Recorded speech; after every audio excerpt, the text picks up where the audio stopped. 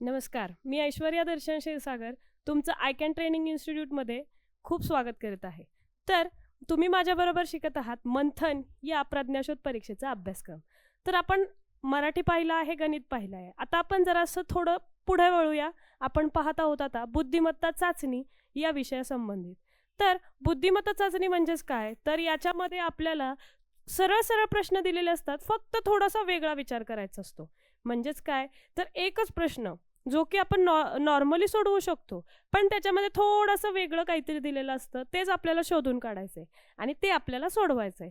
तर त्याच्यासाठी आपल्याला आपलं वाचन चांगलं पाहिजे आणि त्याच्यानंतरनं जे आपण वाचतोय ते आपण पहिले समजून घेतलं पाहिजे आणि त्याच्यानंतरनं पण महत्त्वाचं सगळ्यात, तर जे समजून घेतलंय त्याच्या आधारेच आपल्याला उत्तर द्यायचं आहे. तर आपण सुरुवात करूया बुद्धिमत्ता चाचणीमधला पहिला टॉपिक, ज्याचं नाव आहे आकलन. तर आकलन या शब्दाचा अर्थच असा आहे की पहिले वाचून घेणे आणि मग नंतरनं त्याचं समजून घेऊन त्याचं व्यवस्थितपणे विश्लेषण आपल्या मनामध्ये तयार करून प्रश्नांची उत्तरं देणे, यालाच म्हणायचं आकलन. तर आकलनमधला घटक एक जो आहे त्याच्यामधला पहिला जो टॉपिक आहे तो आहे सूचना पालन. म्हणजेच काय, तर या प्रश्न प्रकारात अक्षरे, शब्द इत्यादींशी संबंधित दिलेल्या माहितीशी निगडित ज्या सूचना दिलेल्या असतात त्यांचे पालन करून अचूक उत्तर देणे. म्हणजेच काय, तर एक आपल्याला प्रश्न दिलेला असेल आणि त्याच्याशी रिलेटेड माहिती पण आपल्याला तिथे अवेलेबल असते, तर त्याच्यातूनच आपल्याला त्याचं उत्तर हे शोधायचं आहे. तर हे आपण आता उदाहरणामार्फतच समजून घेऊया. तर पहिलं उदाहरण, महात्मा गांधीजींनी मिठाचा सत्याग्रह केला. हे वाक्य सरळ सरळ आहे, बरोबर. त्याच्यामध्ये काय दिलेलं आहे, या वाक्यात सर्वात जास्त अक्षरे असलेल्या शब्दांची संख्या किती. म्हणजेच काय, तर या वाक्यामध्ये एकूण 1 2 3 4 5 शब्द आहेत, बरोबर. पण 5 शब्दात प्रत्येक शब्दामध्ये वेगवेगळी अक्षरे आहेत. तर ती किती आहेत, महात्मा या शब्दामध्ये 3 आहेत, जोडाक्षर पण आहे.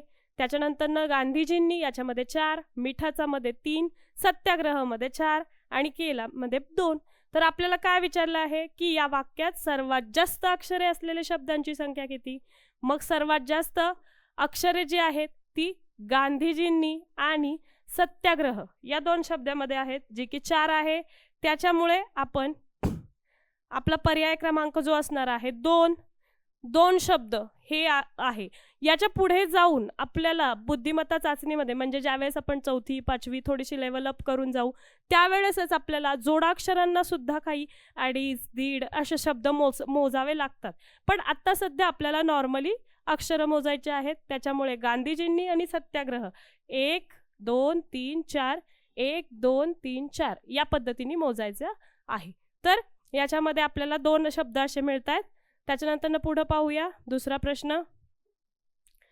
दुसऱ्या प्रश्नामध्ये आपल्याला अक्षरे मालिका दिलेली आहे. तर अक्षर मालिकेमध्ये आपल्याला प्रश्न काय आहे, तर द प न क ग म द त न आणि ग या अक्षर मालिकेतील किती अक्षरे 2 वेळा आलेली आहेत. तर आपण पाहूया कोणती अक्षरं 2 वेळा आलेली आहेत.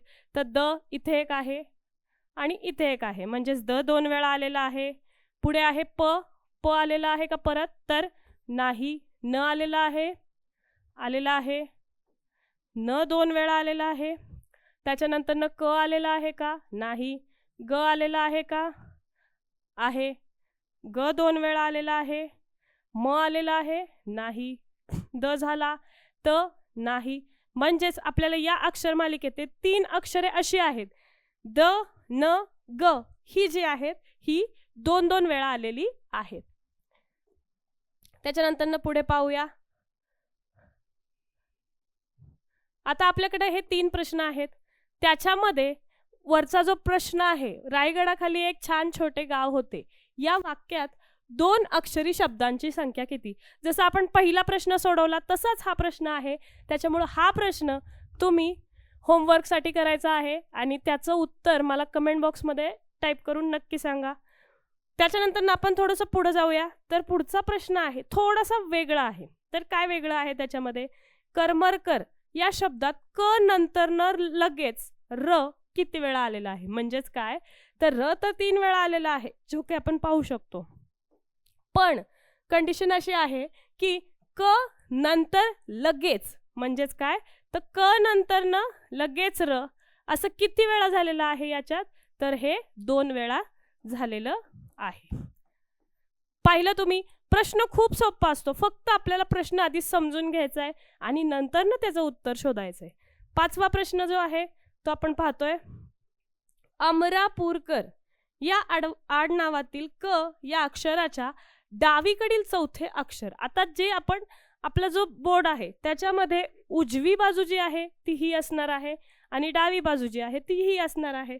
तर ते कसं करायचं पाहूया. अमरापूरकर या आडनावातील क जो अक्षर आहे तो इथं आहे. या अक्षराच्या डावीकडील चौथे, म्हणजे क ची जी उजवी बाजू आहे ती ही असणार आहे आणि क ची डावी बाजू इकडे असणार आहे. तर क या अक्षराच्या डावीकडील, म्हणजे अक्षरापासून नाही, त्यामुळे आपण क ला वगळणार आहे. क च्या डावीकडील म्हणजेच 1 2 3 4, म्हणजेच क च्या डावीकडील चौथे अक्षर जे आहे ते असणार आहे म. हे आपलं उत्तर असणार आहे. अशा प्रकारे जो सूचना पालन हा जो टॉपिक आहे त्याच्यामध्ये या पद्धतीने आपल्याला प्रश्न दिलेले असतील, आपण त्याचं वाचन विश्लेषण करून घ्यायचं आणि मग उत्तर सोडवायचं आहे. आता याच्यात पुढे जाऊया. जशी आपली मराठी अक्षरमाला होती तशीच आपल्याला आता दुसरा टॉपिक जो आहे तो आहे इंग्रजी अक्षरमाला. आता इंग्रजी अक्षरमाला म्हणजेच काय, तर A to Z हे जे अक्षर आहेत, लेटर्स आहेत, तर त्या लेटर्सवर आधारित आपल्याला प्रश्न असतात.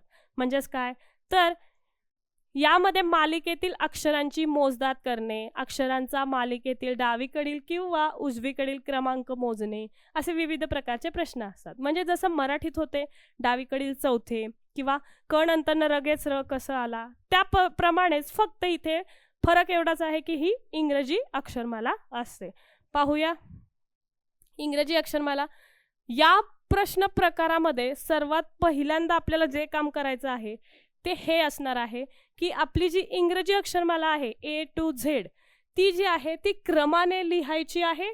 त्याच्यानंतर ना त्याला आपल्याला नंबर्स द्यायचे आहेत. म्हणजेच काय, तर ते किती कोणते अक्षर कोणत्या नंबरवरती आहे ते लिहून घ्यायचे आहे. याचा फायदा असा होतो की आपल्याला प्रत्येक प्रश्नाच्या वेळी वेगळी अक्षरमाला शोधायची गरज पडत नाही. मी काय केलेलं आहे तुम्ही पाहू शकता की ABCD लिहून घेतलेली आहे. त्याच्यानंतर ना A पासून Z पर्यंत 1 2 3 4 आणि त्याच्यानंतर ना Z पासून A पर्यंत जी नंबरिंग आहे ती खाली दिलेली आहे. या पद्धतीने आपण केल्यानंतर ना आता आपण प्रश्नांकडे वळूया. तर पहिला प्रश्न आहे, वरील इंग्रजी अक्षर मालिकेत D आणि Q या अक्षरामध्ये किती अक्षरे आहेत. आता प्रश्न वाचलेला आहे D आणि Q या अक्षरामध्ये किती अक्षरे आहेत. तर D जो आहे पाहूया, D इथे आहे आणि Q जो आहे तो इथे आहे. आता D आणि Q यामध्ये विचारले असल्यामुळे आपल्याला D आणि Q कन्सिडर करायचा नाही. मग पाहूया 1 2 3 4 5 6 7 8 9 10 11 12, म्हणजेच काय 12 अक्षरे आहेत. जर आपण ही इंग्रजी अक्षरमाला लिहून घेतली नाही आणि आपण जर असे प्रश्न सोडवले तर आपल्याला आपण मोजत बसणार D नंतर ना E F G H, गडबडीमध्ये आपल्याला एखादं अक्षर राहून जाईल. तर अशी चुका होऊ नयेत म्हणूनच आपण अक्षरमाला पहिले लिहायचे आहे. दुसरा प्रश्न पाहूया. वरील इंग्रजी अक्षरमालेत सरळ लिहिल्यास, म्हणजेच पहिला जो आहे अक्षर त्याला पहिला नंबर असं लिहिल्यास अक्षराचा अनुक्रमांक वर्गसंख्या कोणता आहे. आता वर्गसंख्या तुम्हाला माहीत आहेत, मराठीमध्ये गणितामध्ये शिकवलं आहे तुम्हाला की 1 चा वर्ग 1, 2 चा 4 या पद्धतीने 1 4 9 16 25 या अक्षरांचे अनुक्रमांक असणारे अक्षर कोणती आहेत पाहूया. सरळ लिहिल्यास म्हणजेच A पासून Z पर्यंत 1 to 26. पाहूया A जो आहे तो 1 वर्ग आहे 1 चा. त्याच्यानंतर ना D जो आहे तो 2 चा वर्ग आहे. त्याच्यानंतर ना 9 3 चा वर्ग आहे. त्याच्यानंतर ना पाहूया 16 जो की 4 चा वर्ग आहे आणि 25 जो की 5 चा वर्ग आहे. मग आपल्याला अक्षरे कुठले मिळाली आहेत, A ADIPY. म्हणजेच आपल्या प्रश्नाचं उत्तर असणार आहे ADIPY.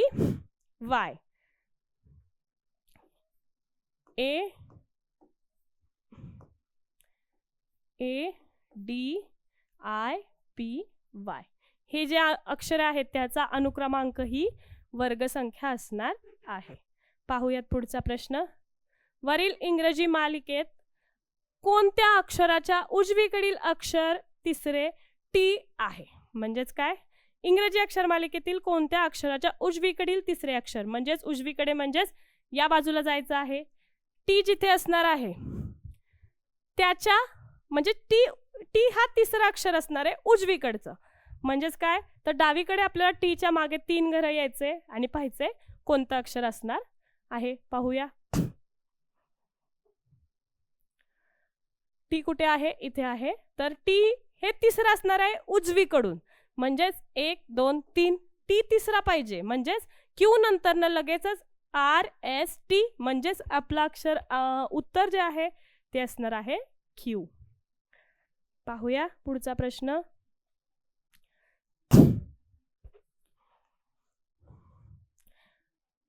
आता पाहूया जरा वेगळा प्रश्न आहे.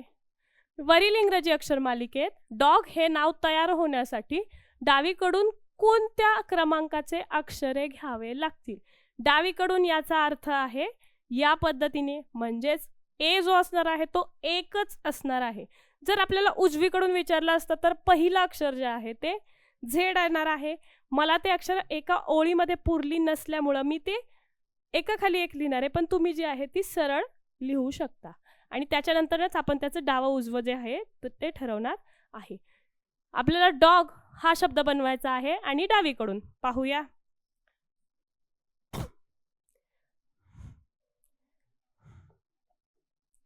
डॉग साठी सगळ्यात पहिला अक्षर आहे डी, जे की 4 नंबरला आहे. त्याच्यानंतर ना आहे ओ, जे 15 नंबरला आहे, आणि जी परत माघारी यायचंय म्हणजे 7. म्हणजे 4 15 आणि 7. आपलं उत्तर जे असणार आहे 4 15 आणि 7. 4 15 7 DOG. पुढचा प्रश्न. इंग्रजी अक्षरमालेत उजवीकडून 8 11 7 21 या क्रमांकाची अक्षरे घेतल्यास कोणता अर्थपूर्ण शब्द तयार होईल? आपल्याला जसं आत्ता केलं तसंच करायचं, फक्त प्रश्न थोडासा उलटा आहे. आधी आपल्याला लेटर्स दिलेले नंबर काढायचा होता, आता नंबर दिलेत लेटर्स काढायचे. फक्त फरक एवढाच आहे की उजवीकडून काढायचे. त्यामुळे हा प्रश्न तुम्ही होमवर्कसाठी करा आणि मला याचं उत्तर नक्की सांगा. पाहूयात. इंग्रजी अक्षर मालिका झाली आहे. आता आपण थोडंसं पुढे जाणार आहोत. पाहूयात तिसरा टॉपिक जो आहे संख्या मालिका. आपण अंक पाहिले, अक्षर पाहिले. आता अंक आणि अक्षर एकत्र आल्यानंतर न म्हणजे संख्या मालिका तयार होणार आहे. अंक एकत्र आल्यानंतर न पाहूया. या प्रश्न प्रकारात अंक किंवा संख्याची मालिका दिलेली असते जसं अक्षरमालेत असतं आणि त्याच प्रमाणे प्रश्नही तसेच असतात. मालिकेतील पदांची मोजदाद, संख्यांचा लहान मोठेपणा, अटी पाळणाऱ्या संख्या म्हणजेच की कोणती संख्या किती नंबरला आहे, त्याच्यानंतर न बेरीज वजाबाकी क्रिया करून मिळवणाऱ्या संख्या, असे विविध प्रश्न आहेत. पाहूया काय करायचं आहे याच्यामध्ये. अंक मला दिलेले आहे आपल्याला पहिली. पाहूया 9 2 1 9 5 4 1 9 3 2 5. वरील अंक मालिकेत 9 1 नंतर न 9 आहे पण 9 नंतर न 5 नाही. म्हणजेच काय, 1 नंतर 9 पण 5 जो आहे तो नाहीये. असं किती वेळाला आहे तर पाहूया. 1 आणि 9 आहे इथे, पण इथे 5 आहे, त्याच्यामुळे हे येणार नाही.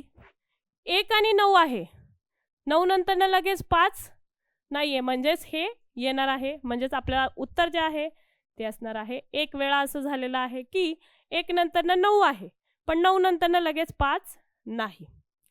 वर दिलेल्या अंक मालिकेत एकदाच आलेले अंक किती आहेत? पाहूया. 9 जो आहे तो 2 वेळा आलेला आहे. नाही, 9 9 9 3 वेळा आलेला आहे. 2 जो आहे तो पण 2 वेळा आलेला आहे. 1 2 वेळा आलेला आहे. 5 2 वेळा आलेला आहे. 4 नाहीये, एकदाच आहे, आणि 3 एकदाच आहे. म्हणजेच आपलं उत्तर जे असणार आहे ते 4 आणि 3. पाहूयात पुढचा प्रश्न. अंकमालेत सर्वात जास्त वेळा कोणता अंक आलेला आहे? तर हा सोपा प्रश्न आहे. कोणता अंक सर्वात जास्त वेळा आलेला आहे ते आपल्याला काढायचंय. आणि वरील अंकमालेत उजवीकडून 5वा अंक कोणता आहे ते पहिले पाहूया. हा प्रश्न जो आहे तुम्ही होमवर्कला करा. सोपा प्रश्न आहे. फक्त कोणता अंक जास्त वेळा आलेला आहे ते आपल्याला लिहायचं आहे. वरील अंकमालेत उजवीकडून 5वा अंक कोणता आहे? उजवीकडून. आता आपली जी अंकमाला आहे ती या साईडनी म्हणजे डावीकडून होणार आहे आणि उजवीकडून म्हणजे इकडून होणार आहे. उजवीकडून 5वा 1 2 3 4 5 म्हणजेच काय 1 जो आहे 1 2 3 4 5 हा 5वा आलेला आहे. म्हणजेच आपल्या चौथ्या प्रश्नाचं जे उत्तर आहे ते असणार आहे 1. तर अशा प्रकारे आपल्याला संख्या मालिकेवरती असे प्रश्न असतात. जसे आपण अक्षरमालेत आणि त्याच्या आधीच्या इंग्रजी अक्षरमालिकेत सुद्धा पाहिले. तर हे झालं अंकमालेचं. जसं अंकमाला तशीच संख्यामाला. तिथे फक्त आपल्याला एक एक अंक होते, इथं 2 अंकी संख्या आहेत. पाहूयात. दिलेल्या संख्यामालेत 5 ने निःशेष भाग जाणाऱ्या संख्या किती आहेत? निःशेष म्हणजे बाकी 0 राहते अशा संख्या किती आहे? म्हणजेच त्या संख्या ज्या आहेत त्या 5च्या पाड्यामध्ये असणार आहेत. पाहूया 5च्या पाड्यामध्ये कोणत्या संख्या आहेत? 38 येत नाही, 21 नाही, 17 नाही, 55 आहे, 11 5 55 होतं, 74 नाही, 92 नाही, 95 आहेत. आपल्याला 5 ने भाग जाणाऱ्या संख्या ओळखायच्या कशा? तर संख्येच्या शेवटी 0 किंवा 5 असेल तर त्या संख्येला पूर्णपणे 5 ने भाग जातो. अशा ज्या संख्या आहेत त्या 2च आहेत. म्हणजेच पहिल्या प्रश्नाचं जो उत्तर असणार आहे ते आहे 55 आणि 95 म्हणजे 2 संख्या. पुढे दिलेल्या संख्यामालेत विषम संख्या किती आहेत? आता विषम संख्या म्हणजेच काय? तर संख्येच्या शेवटी 1 3 5 7 9 हे अंक असतील तर ती संख्या विषम संख्या असते. पाहूया. इथे आहे 8 नाहीये, 1 आहे, 7 आहे, 5 आहे, 4 नाहीये, 92 2 नाहीये, 5 आहे, 81 मधला 1 आहे, 26 नाहीये. म्हणजेच विषम संख्या किती आहेत? 1 2 3 4 5. बुद्धिमत्ता चाचणी या प्रकारचे प्रश्न सोडवताना नेहमी आपल्या हातात पेन्सिल असणं गरजेचं आहे. कारण की आपल्याला पेन्सिलनुसार किंवा टिक करायला सोपं जातं आणि आपल्याला उत्तर जे आहे ते पुन्हा पुन्हा पडताळावं लागत नाही. पाहूयात. या संख्या मालिकेवर आधारित प्रश्न जे आहेत ते आपले संपलेले आहेत. तर आपला पहिला घटक जो होता आकलन, तर तो इथे संपलेला आहे. त्याच्यामध्ये आपण काय पाहिलं? तर अंकमाला, संख्यामाला, इंग्रजी अक्षरमाला किंवा सर्वात पहिल्यांदा आपण काय पाहिलं? तर आपल्याला एका प्रश्नामध्ये दिलेलं असायचं की या पद्धतीने हे शोधा, त्या पद्धतीने ते विचारून लक्ष देऊन पहा आणि उत्तर लिहा. तर काय हे जे आहे ते आकलन या प्रकारात येतं. तर आपण आता पुढे जाणार आहोत. आपला जो पुढचा घटक आहे तो खूप महत्त्वाचा आणि खूप सोपा असा घटक आहे. तर काय सोपं आहे? आपण दररोज आपल्या आरशात पाहतो, बरोबर? आरशात पाहत असताना आपल्याला कळतं की आपला जो उजवा हात आहे तो डावा दिसतो आणि डावा जो हात आहे तो उजवा दिसतो, बरोबर? कारण की आपण समोर आपलं प्रतिबिंब पाहत असतो. त्याचप्रमाणे आपल्याला आरशातील प्रतिमा हा घटक जो आहे तो अभ्यासायचा आहे. पाहूया त्याच्यामध्ये काय असते. तर आरशातील प्रतिमा म्हणजेच याला आपण इंग्लिशमध्ये मिरर इमेज असं म्हणू शकतो. म्हणजे सपाट आरशात दिसणारे वस्तू. आता इथं सपाट असं का म्हणलं आहे? तर आरशाचे प्रकार 2-3 असतात. एखादा कर्व असतो म्हणजेच की गोल असतो, एखादा बाहेरील कर्व असतो. तर जो सपाट कर्व आहे त्याच्यामध्ये वेगळं दिसतं, गोलमध्ये आणि अर्धगोलमध्ये सुद्धा वेगळं दिसतं. तर सपाट आरशामध्ये दिसणारे अक्षरांचे परावर्तित रूप याची प्रतिमा उजवीकडून डावीकडे म्हणजेच काय? तर आपल्याला जो अक्षर दिला असेल, जे अंक दिले असेल, जी आकृती दिली असेल तर ती आपल्याला कशी दिसणार आहे? डावीकडून उजवीकडे. म्हणजेच काय? फक्त आपल्याला उलट दिसते, म्हणजेच या बाजूने त्या बाजूला दिसते. पण वर खाली म्हणजे जर वर असेल तर ती उलटी दिसणार नाही. म्हणजेच काय? जर आपण अक्षर घेतलं टी तर याची आरशातील प्रतिमा ही टी हीच राहणार आहे, कारण की काय तर टी डावीकडून उजवीकडे गेलं किंवा उजवीकडून डावीकडे गेलं तर सेमच राहणार आहे. पण वर खाली बघितलं तर ती अशी होणार आहे, म्हणजेच काय हे जे आहे ते उलटं होणार आहे, ते या बाबतीत होत नाही. हे आहे आरशातील प्रतिमा. याचं विश्लेषण पाहूया, त्याची उदाहरणे आता पाहूयात. याच्यामध्ये आपल्याला जो उजवीकडे दिलेला जो आहे तो आरसा आहे, याला आपण आरसा म्हणू शकतो. आणि याच आकृतीचं आपल्याला फक्त मिरर इमेज म्हणजेच आरशातील प्रतिमा काढायची आहे. तर आपल्याला काय सांगितलंय, डावीकडून उजवीकडे दिसतं, म्हणजेच काय जर डाव्या बाजूला हे सगळं आहे तर ते फक्त आपल्याला उजव्या बाजूला न्यायचं आहे. म्हणजेच काय होणार आहे, मधले जे आहे ते सेम राहणार आहे, कारण की ते प्रत्येक ठिकाणी सेमच दिसतंय, त्याच्यामध्ये काही वेगळं नाही आहे. पहिलं ते काढून घेतलं. आता जो डावीकडचा जो वरचा बाण आहे तो उजवीकडे जाणार आहे, म्हणजेच तो इकडे जाणार आहे, खालीवर होणार नाही, कारण की आपण आरशातील प्रतिमा बघतोय. आणि उजवीकडचा जो खालचा बाण आहे तो डावीकडे खाली जाणार आहे. हे झालं आपल्या आरशातील प्रतिमेच्या पहिल्या प्रश्नाचं उत्तर. त्याच्यानंतर दुसरा प्रश्न आहे, जसं आपण टीचं पाहिलं, टीचं उजवीकडून डावीकडे डावीकडून उजवीकडे काही फरक पडला नाही, तसं डब्ल्यूचं पण होणार आहे. डब्ल्यू सुद्धा आहे असाच राहणार आहे. पाहूयात तिसरा प्रश्न. तिसरा प्रश्न तर सोपा आहे. जसं आपण आत्ता पाहिलं डावीकडून उजवीकडे, आपल्याला आरसा जो आहे तो उजवीकडेच दिलेला आहे. आता हा जो बाण आहे हा डावीकडे आहे, तो आपल्याला उजवीकडे जाणार आहे, आणि ही सरळ जी रेषा आहे ती जाणार आहे डावीकडं, म्हणून सरळ रेषा काढून घेतली. त्याच्यानंतर जे बदलणार नाहीये, वर खाली होणार नाहीये, ते असंच घेतलेलं आहे.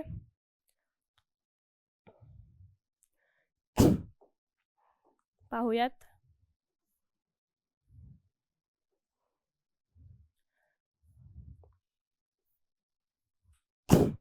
आता फक्त बाण जो आहे त्याचं तोंड बाहेरच्या दिशेला असल्यामुळे आपण त्या पद्धतीनेच घेणार आहोत.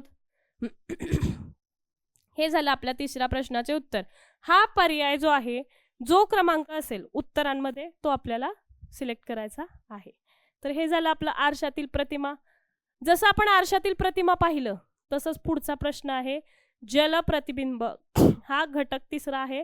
जलप्रतिबिंब म्हणजेच पाण्यातील प्रतिमा. जसं आरशामध्ये आपण पाहिलं की डावीकडचं उजवीकडे होतं, उजवीकडचं डावीकडे होतं, पण वर खाली होत नाही. तसंच इथं थोडंसं उलट आहे, म्हणजेच काय तर वरचं खाली होतं, खालचं वर होतं, पण डावीकडचं उजवीकडचं बदलत नाही. तर पाहूयात, यामध्ये पाण्यातील प्रतिमा म्हणजे एखाद्या वस्तूचे पाण्यामध्ये दिसणारे उलटे प्रतिबिंब आहे. यामध्ये वस्तूची वरची बाजू जी आहे ती खाली दिसते, खालची बाजू वर दिसते, पण डावी आणि उजवी बाजू समान राहते. पाहूया त्याची उदाहरणं. आपण जे मगाशी घेतलं होतं तेच एक उदाहरण पाहूया. तुम्ही मगाशी थोडंसं पाहिलं असेल नीट निरीक्षण करून. तर आरसा जो आहे तो उजवीकडे होता आणि आता जो आरसा आहे तो खाली आहे. म्हणजेच काय, आपल्याला ही प्रतिमा जी आहे ती उलटी करायची आहे, बाकीचं बदलणार नाही. म्हणजे बाण जिथे आहे तिथंच दिसणार.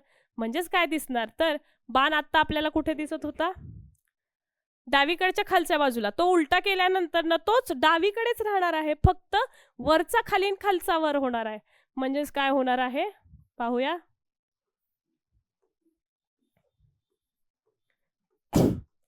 हा जो बाण आहे तो खालचा वर जाणार आहे आणि वरचा बाण जो आहे तो खाली येणार आहे. हे झालं आपल्या प्रश्नाचं उत्तर.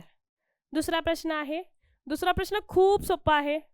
पहा तुम्ही, फक्त जे सरळ आहे, म्हणजेच काय, जर आपण याला एक छोटीशी बादली म्हणू शकतो, तर ती कशी दिसते आपल्याला आत्ता, अशी दिसते आहे. तीच बादली आपल्याला पाण्यामध्ये कशी दिसेल तर ती उलटी दिसणार आहे. ही अशी डावी उजवी दिसणार नाही, तिरपी तर अजिबातच दिसणार नाही. म्हणजेच आपला पर्याय क्रमांक असणार आहे ती. पुढे पाहूया तिसरा प्रश्न. याच्यामध्ये आपण खाली पाहू शकतो, आरसा आपल्याला खालीच दिलेला आहे. पाणी जी प्रतिमा आहे ती खाली दिलेला आहे. आता काय होणार आहे याच्यामध्ये, डावी उजवी बाजू समान राहणार आहे. फक्त जे आपण पाहतोय की बाण जो आहे तो वरती चाललेला आहे. या पद्धतीत ही रेष सगळ्या समान राहणार आहे. फक्त काय होणार आहे, वरचं खाली आणि खालचं वर, म्हणजे ही बाजू वर येणार आहे. म्हणजेच पाहूया, आपण पहिला बाहेरचा चौकोन काढून घेतलेला आहे. आता इथे जो इथून रेषा स्टार्ट होतीये, पण आपण पाण्यात पाहतोय म्हणून ती ह्याच बाजूने वरून स्टार्ट होणार आहे आणि इकडून इकडे जाणार आहे. आणि बाण जो आहे तो इकडे असताना वर चाललेला आहे, बरोबर.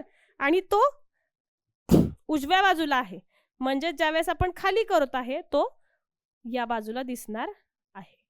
ही आपली अशी प्रतिमा असणार आहे. बाकी याच्यामध्ये काही बदल पडणार किंवा फरक पडणार नाही.